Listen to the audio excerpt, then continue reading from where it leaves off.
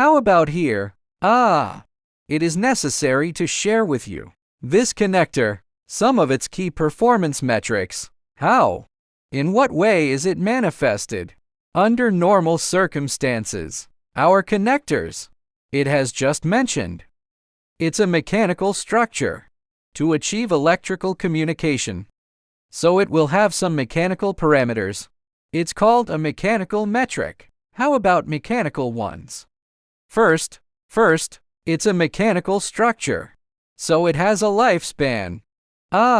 It has a lifetime requirement.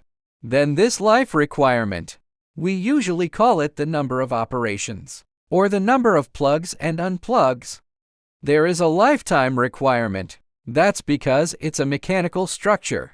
So the mechanical structure, its structural parts, it will have strong demands. Requirements for the force of our connectors. Okay, so the goal here is to get an electrical connection. So there will be what we call plugs, or socket. Of course, there are also male or female names when they are plugged into each other. One is called insertion force, one called pull-out force.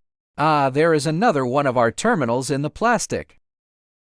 Fixed holding force. The strength of the termination connection between our terminals and wires. Our riveting strength.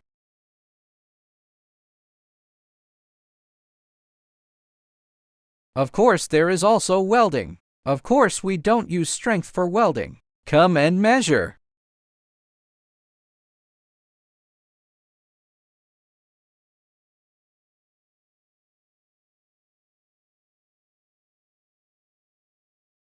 Then something about force. This parameter of these forces, that's us in the mechanical part. Some indicators for connectors. Then this indicator, all are related to some key characteristics of our connector itself. Special characteristics.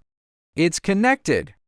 You say, if the insertion and unplugging force of my terminals is relatively large, that's for us this. In terms of the operation of this system, it is very inconvenient. Or if our retention is too small, then our connector, it is very likely that during use, there is a risk of failure at any time. Is this the part about the leader?